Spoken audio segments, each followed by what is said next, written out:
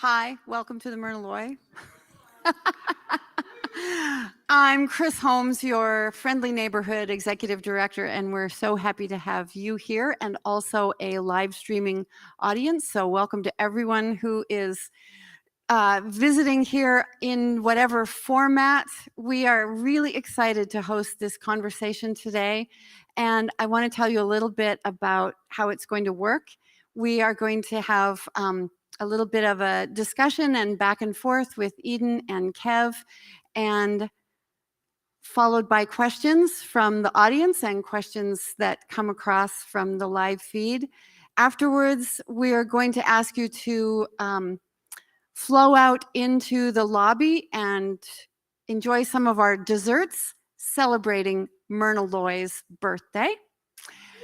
And then at 7 o'clock, we will show the film To Wong Fu, which if you would like to come, you can get tickets at the box office to attend that. It's going to be really fun. The whole theater will be filled with people laughing and enjoying that film.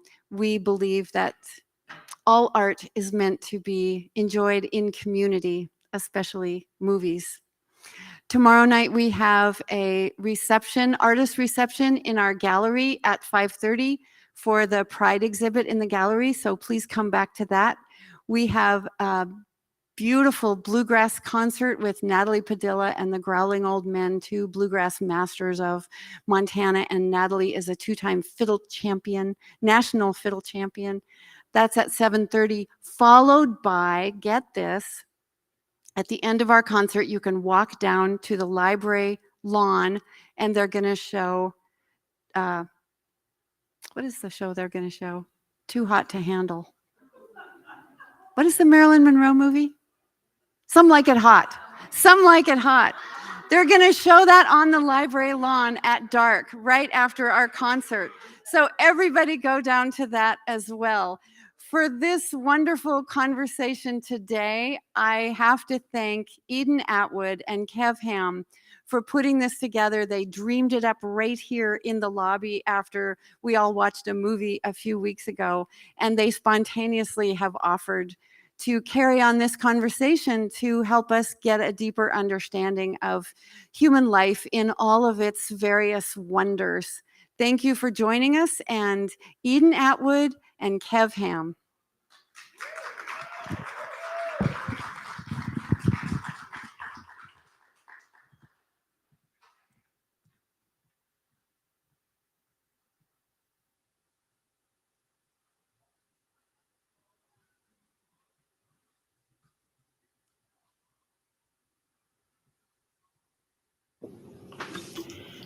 The Intersex song. I is for intersex. N-O spells no, it's not the same as trans. Not that there's anything wrong with that. T is for trauma that occurs when consent is withheld and you lie to your patients and scare their parents into making irreversible decisions out of fear and ignorance. E is for Eden Atwood. I'm your host for the evening. Are you ready to talk about potentially embarrassing things like sex, which is distinct from gender and both exist on a non-binary spectrum? E is for everybody. Everybody is beautiful. Exactly. I knew you'd understand. Bodily autonomy and self-determination are both human rights. Homophobia, misogyny, the patriarchy, white supremacy are all blights. Intersex is sexy, and talking about it is like naked hand gliding while on fire. But you folks are lovely, and I'm happy to be here with you. Any questions?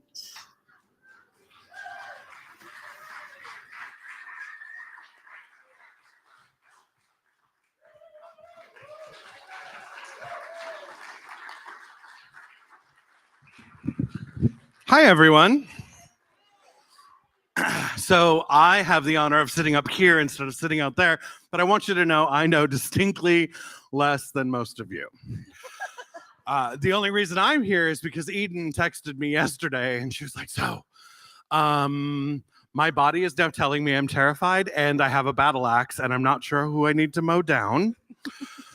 And unfortunately, the governor wasn't in town, so I had to talk her off the ledge. So, did you turn on your mic? I did. Okay. Hello. Thank you for coming.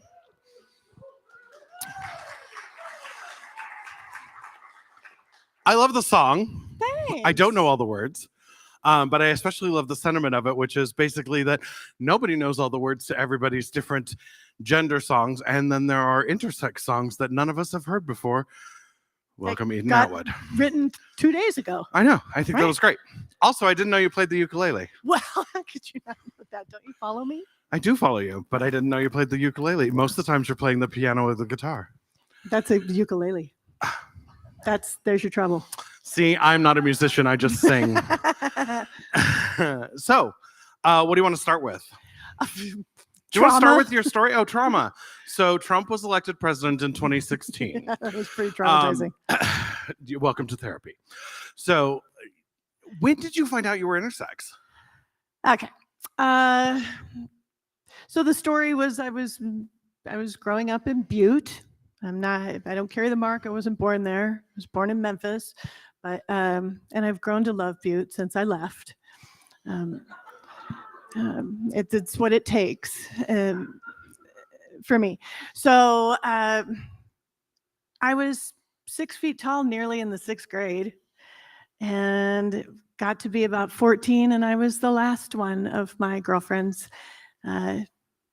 Everybody had their period, but not me.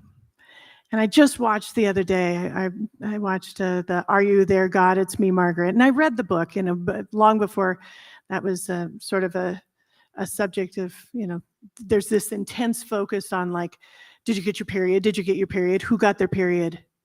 Lying about having gotten your period, carrying tampons, but you really haven't had your period. That's a huge piece. And the praying for it, like, God, please, like, is this happening? Is this going to happen? Am I normal? Am I normal? Am I normal? And I wasn't. And I didn't have the end of that movie. I had nothing. And I was so panicked. And I remember just begging my mother, because I had heard somehow that, like girls who start late can go to their pediatrician and get a huge shot of estrogen, and that'll start your period. And so we did that after a lot of begging. Your Aunt Alva didn't have her period until she was 19. I'm pretty sure my Aunt Alva had androgen insensitivity syndrome, and that was her cover story. But I'll tell you about that later. So we went and nothing happened. And so we go back and they decide they're going to, do some blood tests. And the blood tests came back, and that was the last time I was ever invited into the office with my provider and my mother. They met, and I stayed in the waiting room. And then the next thing I knew, it was going to be spring break, and I was going to be flown out to the Mayo Clinic in Rochester, Minnesota with my mother. And she couldn't look at me. Prior to going, she sat me down and she said, well, Eden, it doesn't appear that you're going to be pushing out any babies. And I was devastated. It was heartbreaking, and it was confusing, but I didn't even know what questions to ask. I didn't know why or anything. So we did go out to Rochester, and then it was sprung on me that, I would have to have a surgery because I had twisted cancerous ovaries, which was not true. That was the story that was created by the doctors. That was actually in medical textbooks, saying that people with androgen insensitivity syndrome, which was previously called testicular feminization, which was previously called male pseudohermaphroditism, it's of no benefit to the patient to know the true nature of their diagnosis. So they convinced at the Mayo freaking Clinic, right? I convinced my mother. My father never came up. I never had a conversation with my father about it. And then he died when I was 19. We never talked about it. But they came up with this story, and they told my mother the danger is she could be so traumatized by this, and it's so rare that she might kill herself. So I forgive my mother for that. I'm sure she was scared, and she went to the best place she could think of, and that's the advice that she got.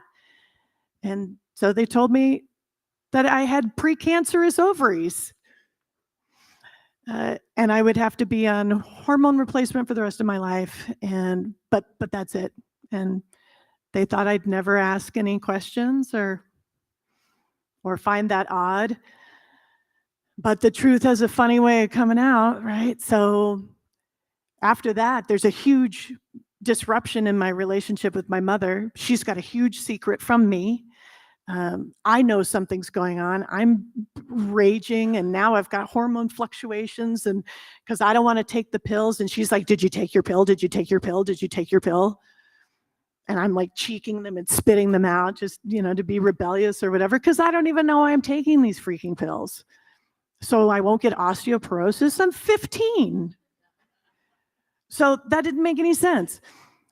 So at one point, it got so bad in our relationship, it was so fraught now that I bought a bus ticket from Butte to go to Lumberton, Mississippi by myself. Sorry, Lumberton? Yes. Did you throw a dart at a map? That's where my father was. Oh, okay, that makes sense. Dry County in Lamar County, Dry County in Mississippi. That's where my dad's people were from, and that's where he was.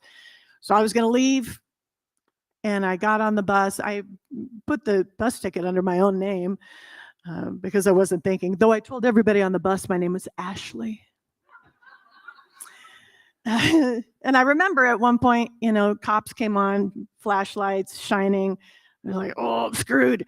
And then they just got off, and that was it. And I made it all the way to Lumberton. I found out later that, my mother knew that I was on that bus, and they said, "Do you want us to haul her back?" And she said, "No, just let her go to her dad's."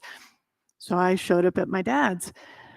My dad was divorcing his 5th wife, not his last wife.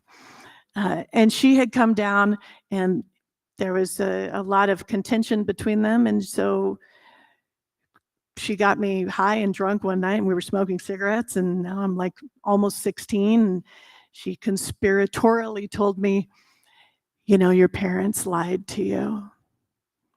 You're really half man, half woman." And that was the first time I thought about killing myself. Wow. There's the trauma. Yeah, so obviously just the easiest life ever. And so as you found out about this, you obviously had to deal with the trauma. You're 16 years old. When did you find out the medical truth about it, not the conspiratorial truth from the soon-to-be ex-wife? Well, strangely, this was still when you could call like area code for Rochester, Minnesota, and then 555-1212. And I knew my endocrinologist, my pediatric endocrinologist's name. And I got his home phone number because I'm 54. And this was a long time ago. I'm talking like for the young people in the audience, a landline is... And you go like this with the numbers. Yeah, there's a rotary dial. So I'm drunk, high, and hysterical, screaming that I'm going to sue him and that he had no right to lie to me. And the next thing I knew, I was flown back up to the Mayo Clinic. My father never discussed this with me. My mother met me there. And then now it was like, okay, so here's the truth. In fetal development, sex differentiation happens at about this time, and you've got undifferentiated gonads that, based on the chromosomes, and then Mullerian duct regression factor and blah, blah, blah, blah, blah, blah, blah, defect on the X strand of maternally passed strand of DNA.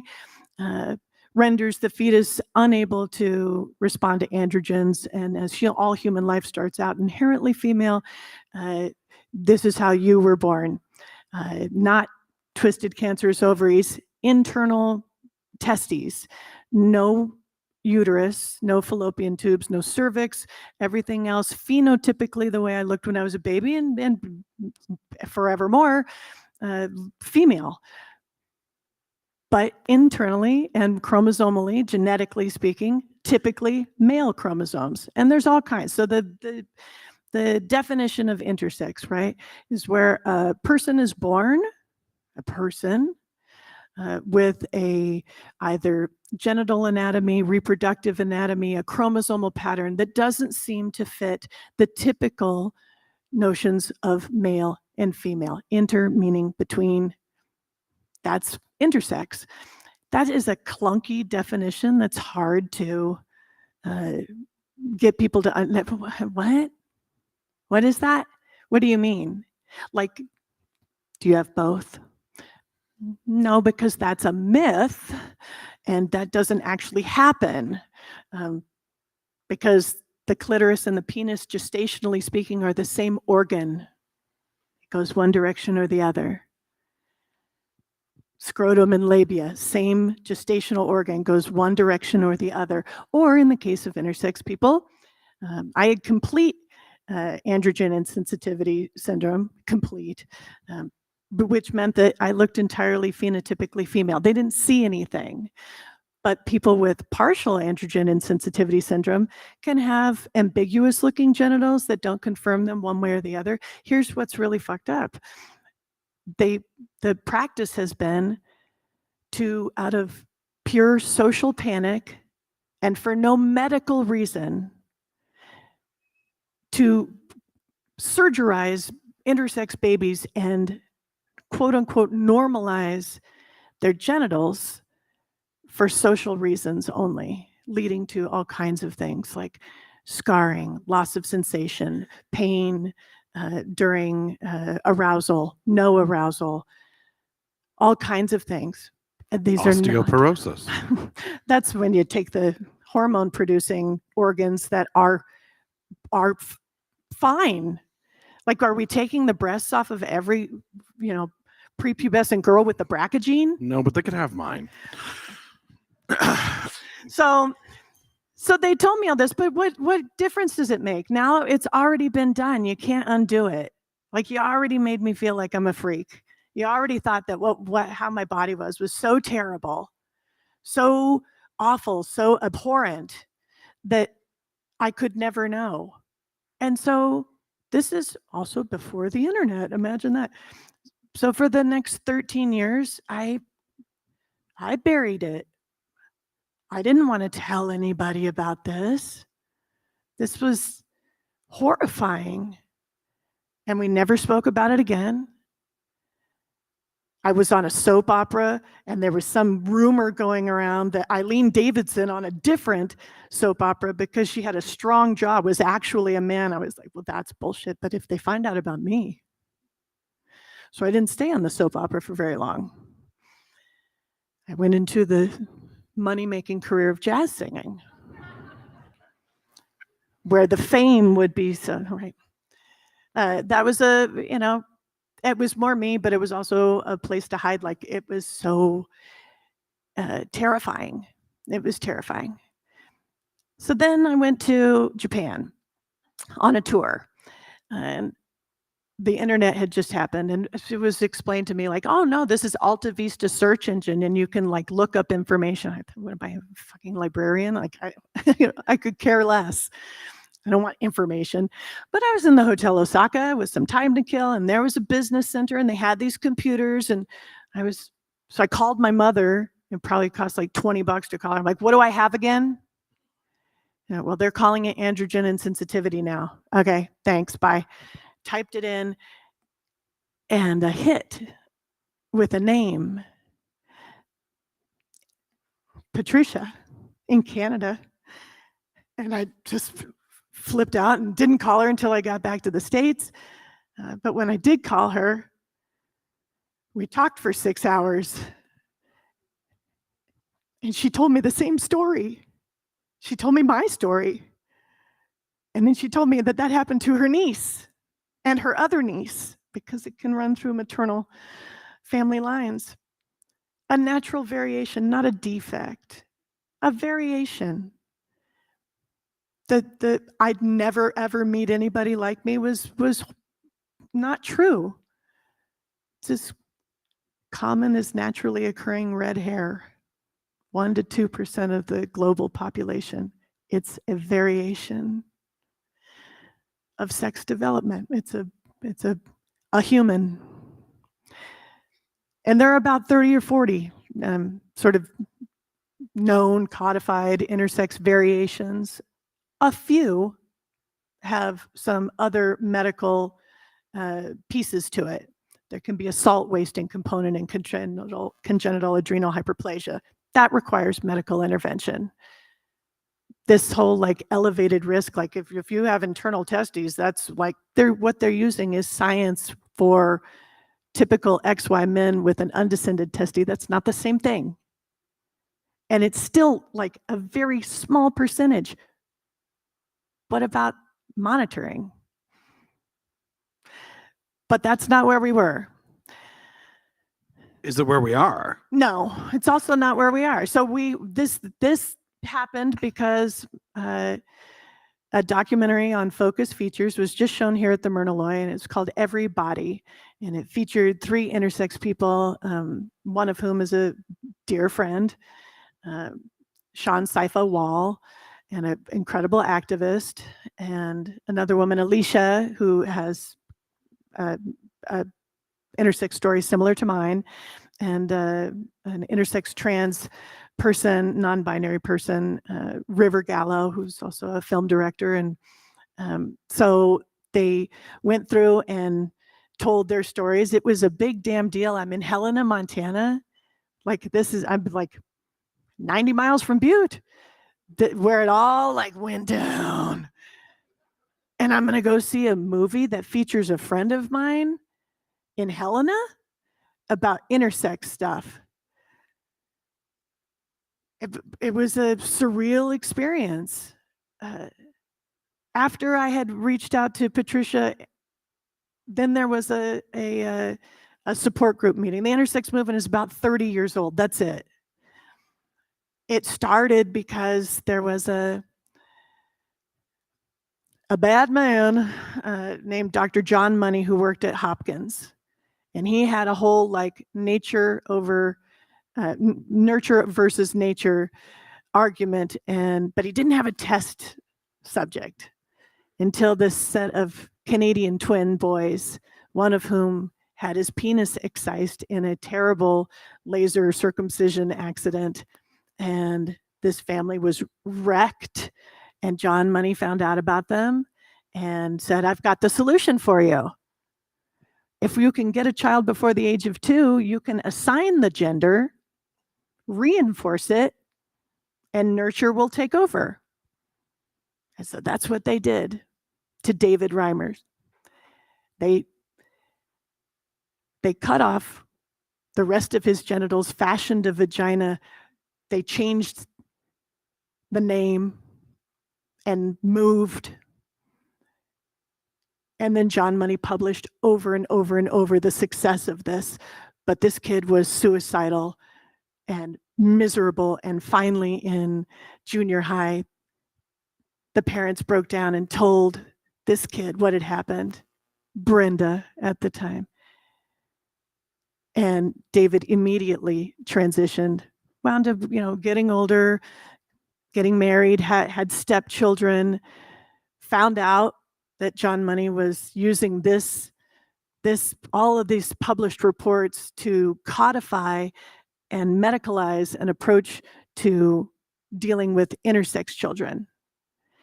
That's where it all started. And so David Reimers started speaking out and doing interviews, but the most horrifying thing, and they don't talk about this in the movie, but the most horrifying thing about it for me, and I'm a therapist, I'm a licensed clinical social worker, and the twin brother who was not cut into was the first to kill himself. And then David followed suit. The secondary trauma of it exploded this family. But these surgeries still happen. The social panic is still there is a rush. Things like what just happened in the legislature pave the way for intersex surgeries to still occur, trying to define biological sex, for instance, and then putting in some bullshit caveat about like, but if you were like born blah blah blah. It's so dangerous. I haven't done this in a room full of mixed company, strangers and friends. They're mixed differently. There's nuts and happy people and almond joy. exactly. But I have done interviews. I have written about it. But I have never done this, and I started to sort of freak out about it. I mean, the trauma that lives in my body is profound, and it happens, and I can't really do anything about it. I can try to do all the things I would tell my patients to do, like practice mindfulness, things like that. Practice mindfulness. Could you roll a mindful joint? Right. I'm having a mindful cocktail. One of the things that I find very interesting about the whole intersex discussion is that from 1905 until 1988, 89, 90, the vagina and the associated organs with it were not in Grey's Anatomy, the book. Right. So you have a bunch of science that we still rely on to this day that is taught by or written by and then taught by people who are basically the fifth monkey in a room that didn't have the anatomy book to explain it. And so you end up with a situation where doctors, who we all know are infallible and never make mistakes, literally don't even have the tools to discuss this and are told to make a decision. And in our society, with the way we train doctors, they end up being the voice of reason and compassion. Also a lie. And so in watching the documentary, it was very interesting to see these people that were, you watch this doctor, Dr. Money, as he was talking, and everything he said with the voice of command, which was very sort of, I know what I'm doing, and these are the truths that you must follow. And if you just typed out the words and read them, you'd be like, what crack are you smoking? Because it made no sense whatsoever. And it's amazing what doctors are able to get away with, it just simply because of the way they're trained to react to it. So your mother had probably stood no chance, honestly. And really, I do have compassion for her. I don't have the belief that somehow if I had been in her situation, I would have done something different. In one shuffling of the deck, you're the oppressed, and in another shuffling, you're the oppressor. I didn't want to get my son circumcised, but this was an adoption, and there was pressure. And I didn't know that I was scared. And that was a key moment of understanding with my mother that I could forgive her. I once said to her, it was a difficult relationship in so many ways, but I once said to her, like, you left me there. You left me in the desert for 13 years. You never said anything. And she said, I was in the desert too. It was just a different desert. And I know that's true. So, okay, we were sitting in the audience, and I'm sitting 2 chairs over because I don't like sharing an armrest. And Eden at the end of the movie goes, we should do a talk at Pride. And I'm like, okay, I'm happy to. That was after you told me I wasn't allowed to cry. Oh, no, you can cry anytime. Tear ducts are my friends. Anyway, I, in my head, went, this will be amazing. And then 10 minutes later, I went, I'm going to have to be on stage with her because I don't think she's ever done this. And in talking about this, I realized that nobody does this. Nobody talks about being intersex. Like, have you heard of an intersex talk before? How many before, like 3 years ago, had heard the term intersex and anything other than somebody explaining what the 204 letters in the LGBTQIA blah, blah, blah, blah, blah was? So a few of you, but how many really knew what it meant? Because I knew it was in there as intersex, but if somebody asked me, one, I couldn't point out the flag. We have 705 of them. And two, It's the circle. it is the circle. I do know that now. But I couldn't define it. I didn't know anyone was intersex, or at least I thought I didn't. That was the great one. So I didn't know anybody that was intersex, and I was chatting about something online, and all of a sudden Eden's like, I'm intersex, right? I'm like, no, I thought you were a jazz musician. It's one or the other. I mean, there are direct lines to what you can be. And either you have the ability to count in 5/4 or you're intersex. That's true. Which means I think actually you're the jazz musician and I'm intersex because I can't count for shit. But it was one of those eye-opening moments where I went, okay. And then in my own head, I'm like, can I ask questions? Like, should I ask questions? Should I be? And I'm like, I'm just going to be supportive because that's one of the things that I have learned, one being a part of the queer community, but also not being all parts of the queer community. There are parts of the queer community that I don't understand. And I'm saying this for those of you that are out there that are not part of the queer community and are probably going, I don't even know what the second letter is. It's fine. What is it? The third letter is bi. We just erase them. It's fine. We love them. I'm kidding. You don't have to understand. You don't have to have a deep, clear understanding of all the parts of somebody's life in order to let them be valid in your own mind that that's who they are and they are perfect people.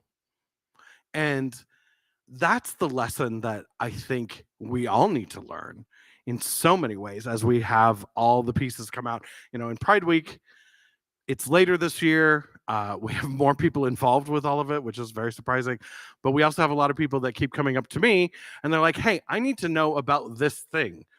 And I don't have the answers. And I love that you wanted to come up here and give this talk and have this moment where people can come up and ask questions, because there are so many questions out there and none of them are appropriate. Welcome to an intersex discussion. By the way, let's figure out a vagina. Not a sentence I ever thought I would say. But then intersex goes both ways. It has all sorts of different things in it. It has all these different, they said in the movie there were like 46 different known variations of intersex. And I'm like, that's amazing. And think of all of the things that the doctors have screwed up. If there's 46 different variations, 1.2% of the population, we have 300 million or 350 million people in the United States. So you're talking 300,000 people, 46 different variations. That's, maybe 50,000 people with a different piece, or 5,000 people with a different piece, different variation. And the doctors are supposed to know all this, but they're trained to, we have to know it all. And I shall forever be the make a decision. That's got to be overwhelming for them too. Are they getting better? Some. You find your people that will listen to you. That one of my top things is like, if I can't have somebody that's queer, like I can't go to a therapist that's not queer. I can't explain queer culture to somebody so that's not going to work. I'll go see a doctor that's not queer. I prefer to see a woman if I can, and I need somebody that will proclaim from the jump that they are trauma informed. I want a collaborator. I don't need an educator. I need a collaborator. Oftentimes I know more than my providers, and that's okay with me, so long as it doesn't turn into like a power struggle or like I'm the keeper of the. You think you know everything, but I have keys. So that I'm not. So you find people that will collaborate with you and that are respectful and trauma informed, and it is stunning that there are situations. I speak in an advised way right now to secure my employment. That we can't come up with just a statement that says we provide ethical, gender-affirming care for anybody, everybody. But that is no, not in this ever so crimson state. Can we do that? That is not happening right now. So changing from the inside, to my knowledge, I think I'm the only person I work at St. Peter's. I think I'm the only person who has their pronouns on all of their business correspondence that I've seen. And my pronouns are she, they. That feels more true than the years I spent cultivating this hyper feminine ideal because I was trying to fool somebody or convince somebody, typically anybody with the male gaze, that I was legitimate. That's how a person winds up married 6 times. You just keep trying to, you're grasping for something like there's some validation. If you just get the right kind of it, of course, you figure out when you're approaching 50 that that validation has to be self-generated, that the flow is off, that you can't get it from the outside in. I hate that because I've spent so much time trying to get it in, like I really worked the femme fatale thing, like the whole Fabulous Baker Boys thing. That was my thing. I think Chris and I were talking about when it was that I performed here, like maybe approaching 20 years ago. I did a gig here with my band. Maybe not quite that long, but that was still, there's been these steps toward greater acceptance of myself, less hiding, more solidarity, even something approaching pride. But the only thing that makes any of that that helps is that it has to have a meaning. We're meaning-making creatures. There has to be a purpose and meaning. If I can, it's not like I want to be thought of as noble. If I could get away with not having to ever talk about this, absolutely I would. It's not noble. It's survival. It has to have purpose, or it's just too awful to think about young people having their bodies cut into and being lied to about their bodies and being saddled with this secrecy and the shame that is so painful. It just cores you. And unless you can sit in a room with other people and you can tell your story, and then there are people that are slow nodding because it happened to them too. That's a huge part of it. That's a huge part of the beginnings of, if I can feel compassion for that person who's like me, maybe I can also have some compassion for myself. Any questions? These are crazy questions, right? Oh, thank you. Those of you that are online, you can actually type in questions and comments on Facebook and YouTube, and we can see them as well if you have any. I have one. Yeah. When was the first time that you accepted who you were? Well, probably in that room, in that circle of other, women. It was women only. I think this is an important part of the story. At first it was when we had a support group in the United States that started to get together, it was only women with SWIRES or AIS, maybe MARFONs. But there was a lot of fear that we would be infiltrated by somebody who wasn't, by a man, by a man pretending to be a woman. So you were looking at one of the reformed turf, because I was so scared. When we first started making contact over email, we wouldn't tell each other our real names. I wasn't going to tell anybody my real name. No, none of us did. We were terrified. But then it started to grow. Then family started to come. And then one year, this family had been coming for a while, and they had this sweet daughter, intersex daughter that we all just loved and felt so protective of. And then this kid said, except I'm not a girl, I'm a boy. And what were we going to do? Kick him out? Reject him? It was a lightning rod moment of like, oh shit, we've been doing some bad things to other people. Anybody who wasn't really presenting in a hyper feminine way. We had all of these things that we made you go through. Like, you had to have somebody that knew you, that had heard your story, that it sounded legit, to sponsor you to be part of our email circle. I mean, it was very cloak and dagger shit. It was really, and so after that, I personally had a lot of apologies to make to people that I had excluded and harmed as a person who felt so excluded and harmed. But that does happen. That does happen. In marginalized and oppressed groups, you have infighting because everybody's trying to survive. So, what was your question? Never Accepting mind. myself. Yes.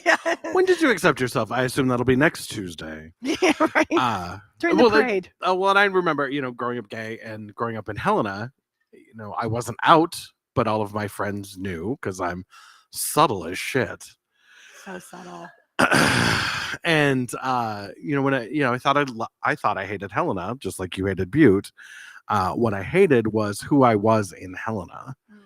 And I'm wondering if, your reconciliation with Butte is the same thing. It's like, it's not the town, it's the things that happen to you in it and all the memories that are tied to it that become the thing that you have to get over. And I remember all of the bullying that I went through because they're like, you're so girly. I'm like, yeah, just because I know how to put on eyeliner better than any of the cheerleaders means you're terrible people. So there's the interesting thing that I, in this discussion with all of it, and I deal with the politics and seeing everything, and, I'm running for office and all that jazz. There was the bill that came out that is banning gender care for minors. And the weird part of that is that the carve out in that bill is literally to destroy intersex kids in order to make parents feel better about the child that they've had. And so you have these people who constantly yell that they are all about saving the children, who have literally written a bill that will kill children in two different ways. One, it will not allow a child who is trans to get the gender affirming care that they need in order to live. And two, it will allow parents to perform an unnecessary, illogical surgery on their child in order to make that child's gender presentation conform to something that the parents are okay with. And that is the sort of insanity that we are fighting every day. And it is just the perfect example of how utterly evil the other side is. And I don't say those words lightly. I don't say them in the, oh, he's joking about it. No, I actually think they're evil. They have decided that they are going to ruin people's lives any way they can if they don't conform to the very narrow definition of what they think people are. And as I look around the room, as I look to my friends and I look at my community and I look at all of the amazing, different, varied, utterly incredible people, and I think every single one of us would be removed because these people lack imagination. They see the world in black and white, and they are about as exciting as watching paint dry on the moon. So there is a way, I will say this. Am I a fan of the patriarchy? Certainly not. But I have had experiences where, in a one-on-one, as a therapist, when I have somebody who is extremely conservative in their views, when they're in front of me, I see scared children. I see people who are doubling down on something that gives them some sort of false illusion of control. And I can feel compassion for individuals. Now, when we get into like a group think situation, my compassion wanes Just a little. just a little. But so I did, I'm also the parent of a Black child, and my hubris that like, well, I sing jazz, I can raise a Black boy, which turned out to be just horseshit, right? Like, and there's so much crossover with the bullshit of adoption, that adoption is so great, right? It's just so great. It's not great. It's maternal separation trauma. It's $1 billion industry. It harms kids. It doesn't do what it can. Can it be okay? Yes. Does it get handled right? No. So the understanding of like, whoa, like the coming awake of trying to figure out like how to be a proper parent to this kid when I've participated in something that has harmed him. He has harm from that. For sure he does. That is there's profound responsibility there. And so I have made these mistakes. I've been the quote unquote evil person.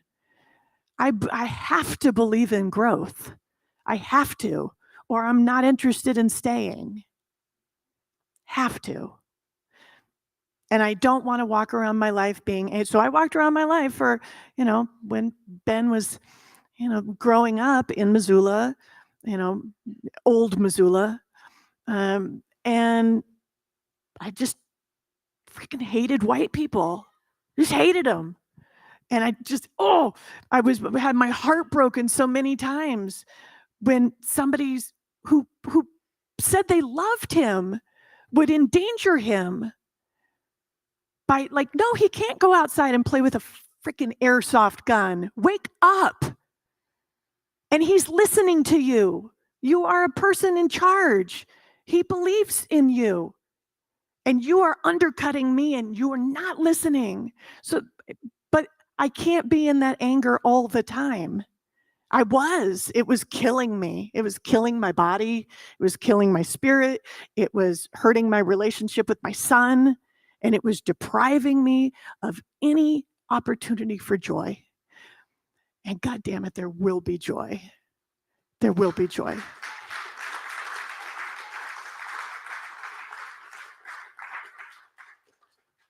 I like ending on that note because there will be joy. And that's, one of the things that people need to realize. That's why we celebrate Pride.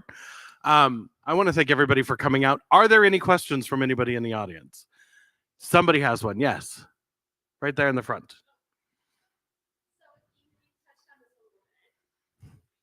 Hi, Tracy.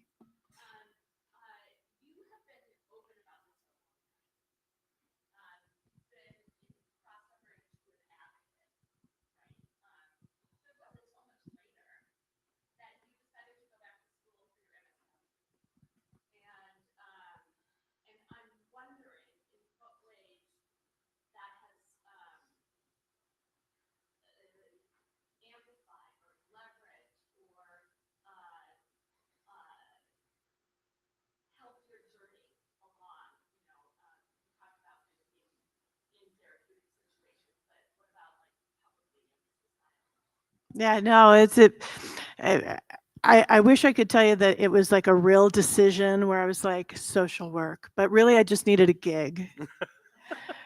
And I was getting divorced and I was like, I'm never gonna, but like I have to cement my financial future myself. And I was teaching music and one of my students was a professor of social work at Walla Walla. You should go to school. And I was like, you know what? Fine.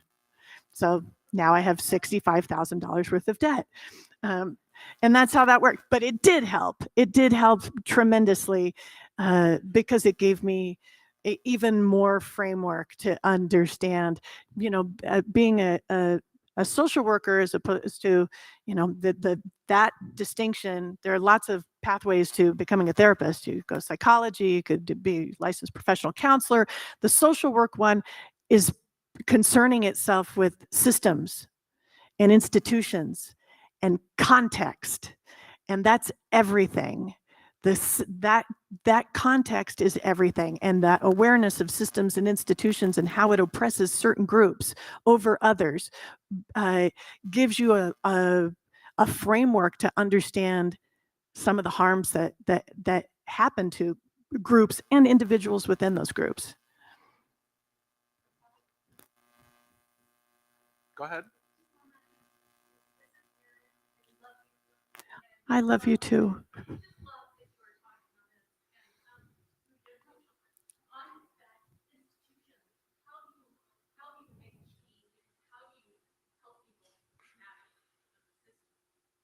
How do you help people to navigate the systems and make change within them? I think part of that is letting people know that you are in a system, that there's so many people that I work with that have been given this like, oh, America's the best country in the whole world, when everybody knows it's Denmark. Like, you're not pulling me. Come on, people. That's well researched. I mean, Bhutan kicks our ass, right? Mali kicks our ass. But to be like the national gaslighting that happens, I mean, like, I'm sort of, this is my I'm the fucked up middle-aged intersex Barbie look. Is just even that. And I'm Fat Ken.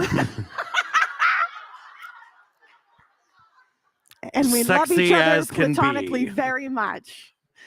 But I think that is, that is getting so much traction, this movie. Like, yeah, but traction, and that for some people that's the beginning of the conversation. That's not a well-traveled conversation. That the speech where the dilemma of what it is just to be a woman in this culture, that for that to be spoken in a very clear, concise, very mainstream, money-making way. I mean, hell, we're still just like on the other side of like Me Too. That the systems and the institutions that started with white supremacy, they did. Some people don't want to hear that. They don't like that. I'm sorry. Ron DeSantis, we're sorry that you're a piece of shit. But it's true. And those systems and institutions have not changed. And there is no personal change without power, without political change. Otherwise, what happens is individuals wind up feeling like they're fucked up and that it's their fault, that they're failing at therapy. That they're just not trying hard enough, that they're not bootstrapping themselves into a better situation.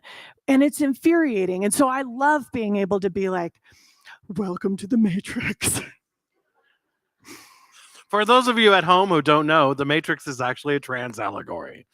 This always cracks me up because you have all the people on the right, they're like, I'm gonna red pill you. Okay, pumpkin.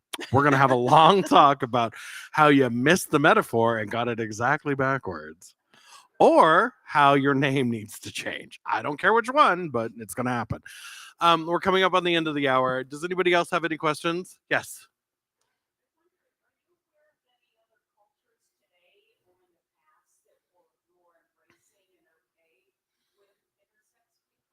Sure. The cultural question. I'm going to repeat it for the people at home. The Hydra, the Katoi in Thailand, Hydra in India, Two-Spirit Native Indigenous cultures. There have been lots of cultures where there has been that haven't had this intense clamping down. This is also about like, capitalism and a culture that is so based on achievement and accomplishment and getting ahead and keeping up with the Joneses and what is mine and division in that way. We talk about like it takes a village to raise a child. Where is this village? This is like Brigadoon, as far as I'm concerned, where it's like but once every 100 years, something. That is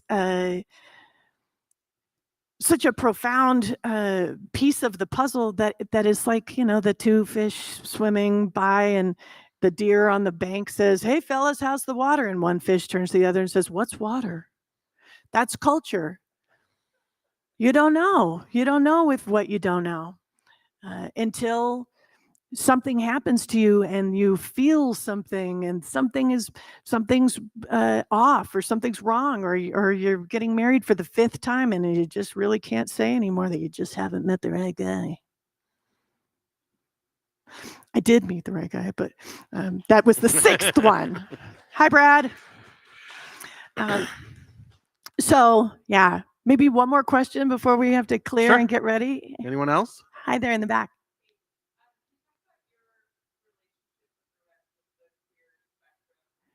Fuck those people. Oh, thank you.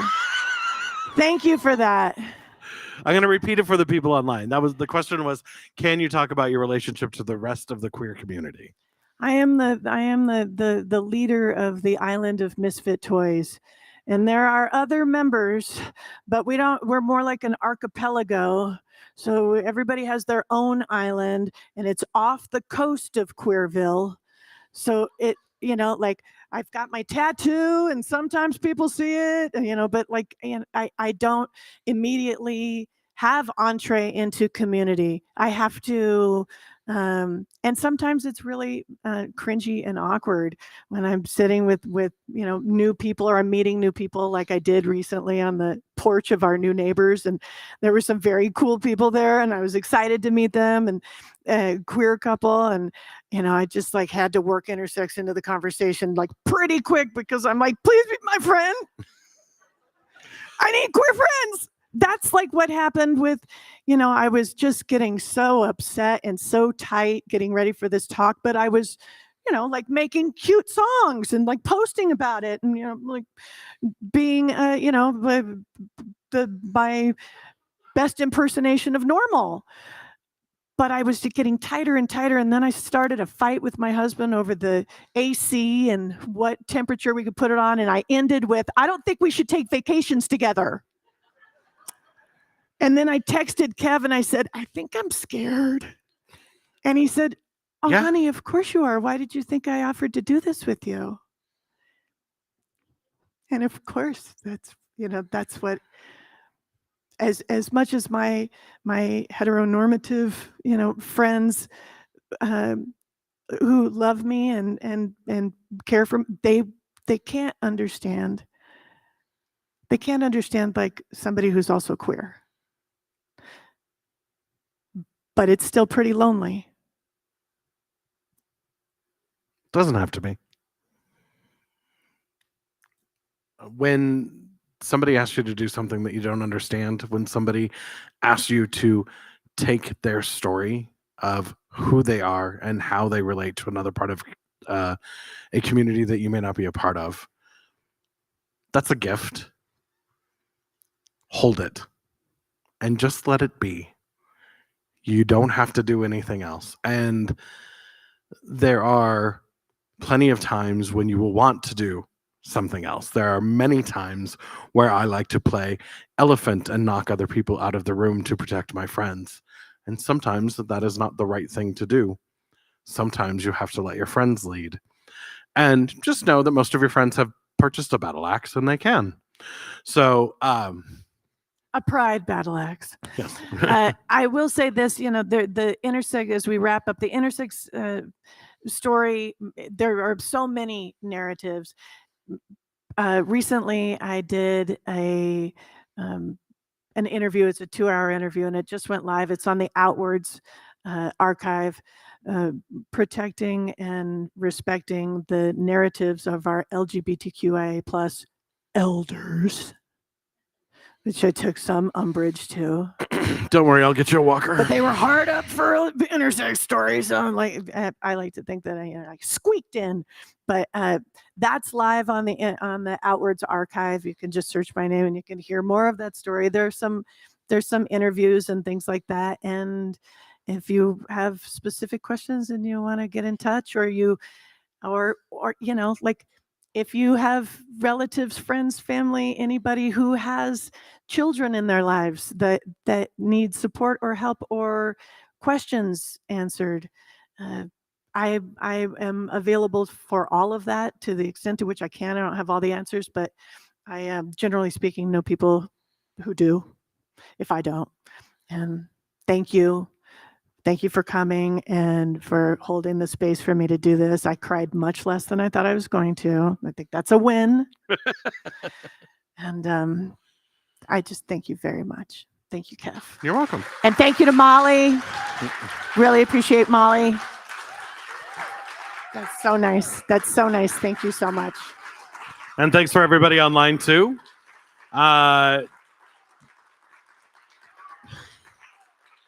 You should bow. I don't know. It's so nice. It's so nice. Thank you so much. Just a reminder that it is Pride Week and we have events going on every day for the rest of the week through Sunday. You can get a guide out in the lobby, and we do welcome you to come to all of those as well. Tonight we have the showing of Tu Wong Fu, Thanks for Everything, Julie Newmar here, which is one of my favorite movies of all time. And also we have drag trivia and queer karaoke going on. So whatever you'd like to do tonight, there's definitely some fun to be had. And thanks for coming out and learning a little bit about part of the community we don't often talk about.